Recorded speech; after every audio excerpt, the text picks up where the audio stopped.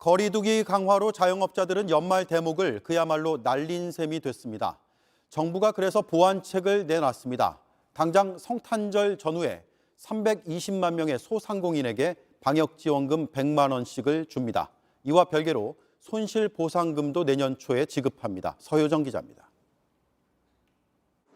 소상공인이 받게 될 지원금은 규모나 업종에 관계없이 똑같이 한 곳당 100만 원입니다. 현 시점에서 가용할 수 있는 모든 재원들을 총동원하여 소상공인 자영업자 분들이 체감할 수 있는 추가적인 지원 방안을 마련하였습니다. 코로나19 확산 이후 거리두기 때문에 매출이 줄어든 적이 있다는 것만 확인되면 지원금을 받게 됩니다.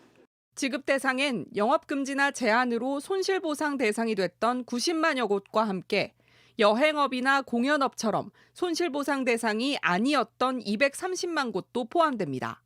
모두 320만 곳이 100만 원씩 받는 셈입니다.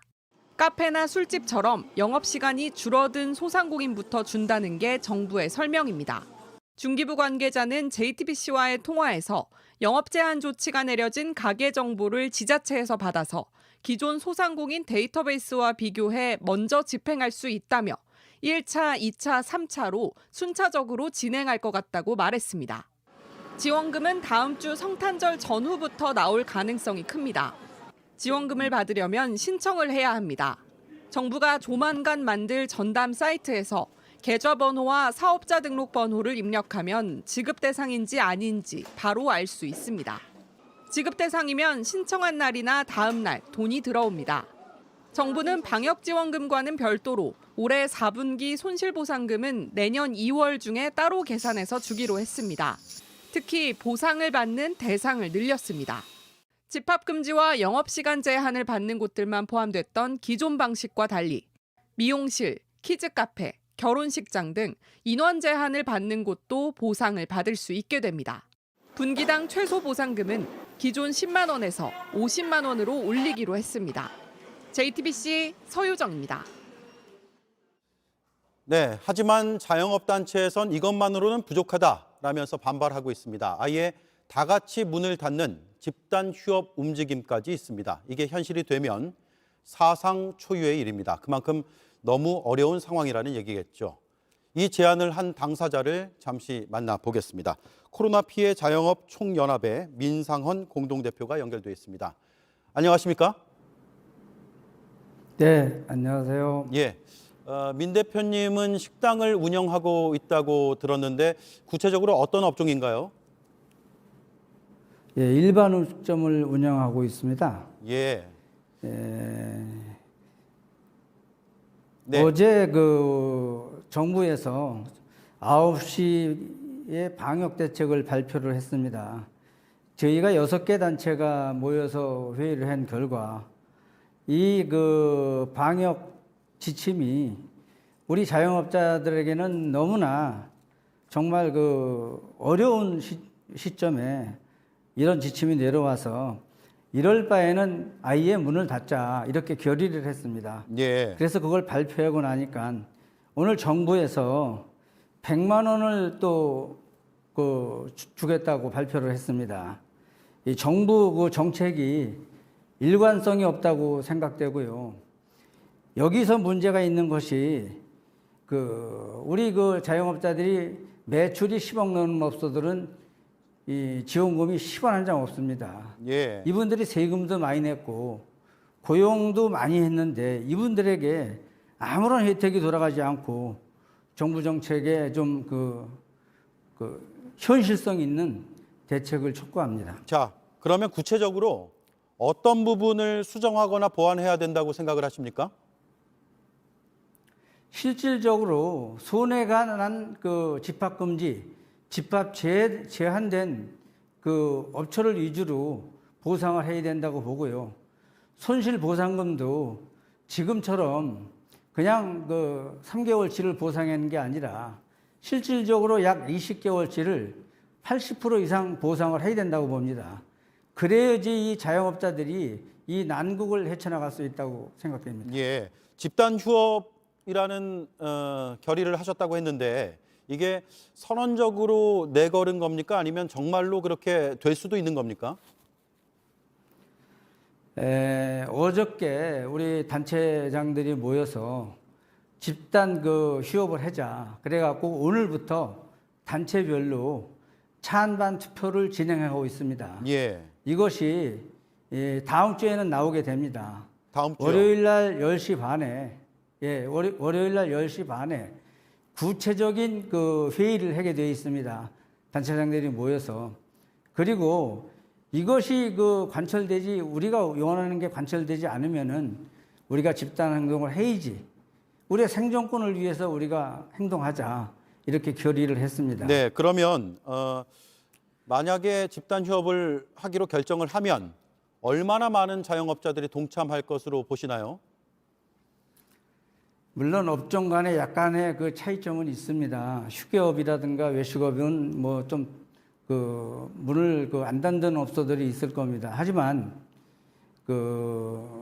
단란이나 유흥업은 노래 연습장이나 100% 이분들은 아마 문을 닫을 거라고 봅니다. 찬반 투표가 외식업도 아마 60%에서 70% 이상 찬성률이 나오지 않을까 이렇게 예. 보여지고요. 네, 그러면 다음 주에 모든 결과가 집합됩니다. 예.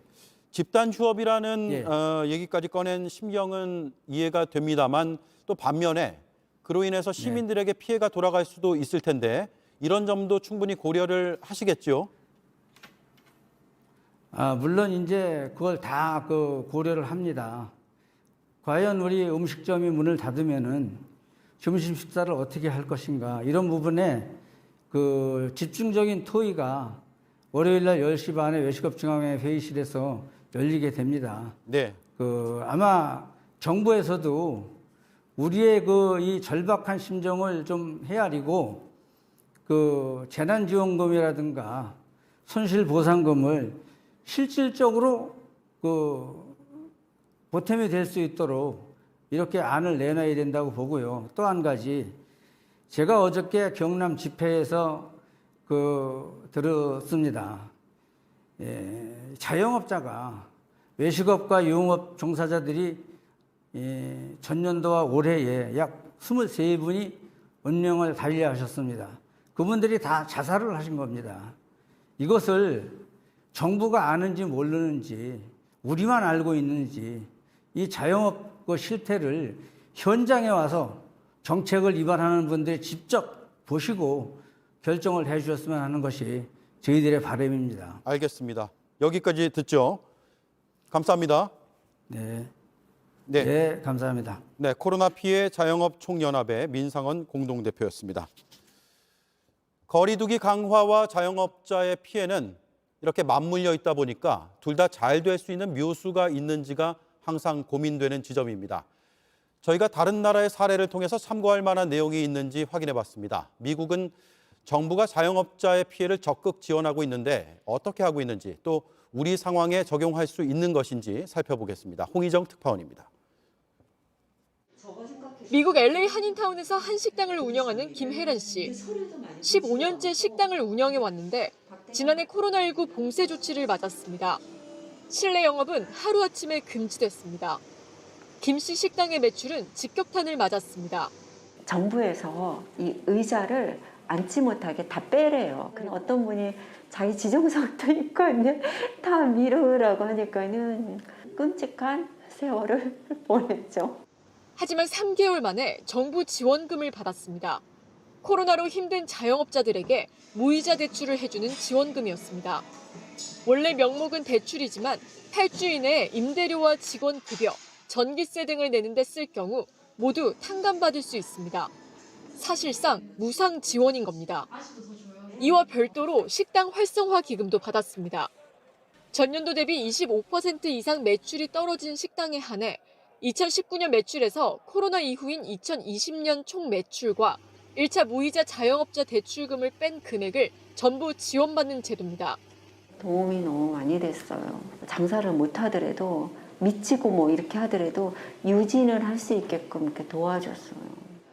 그는 우리 자영업자의 어려움에 대해 안타까움을 드러냈습니다. 왜 한국은 저렇게밖에 나라에서 해주지를 못할까, 그런 게 너무 안타깝고. LA 식당을 기준으로 봤을 때 매출 규모에 따라 다르지만 중간 규모 식당의 경우 연간 약 3억에서 4억 원의 지원금을 받았습니다. 은행에서 1차 PPP는 탕감이 되었습니다 하고 각 업소에 연락을 해줍니다. 크게 지원을 정부에서 해줘가지고 식당 하신 분들이 큰 어려움 없이 극복할 수 있었다. 다만 미국 식당이 받은 지원 액수를 단순 환율로 환산해 우리와 비교하는 건 무리라는 평가도 나옵니다. 각 나라의 돈 가치와 물가를 반영하는 빅맥 지수 등을 고려하면 미국 식당이 받은 지원금은 30% 정도 부풀려 보인다는 것입니다. 미국 정부의 소상공인 지원금은 모두 재정과 국채 발행에서 나왔습니다. 우리나라 재정을 고려할 때 그런 수준의 지원금은 부담이 크다는 지적도 있습니다. 로스앤젤레스에서 JTBC 홍희정입니다.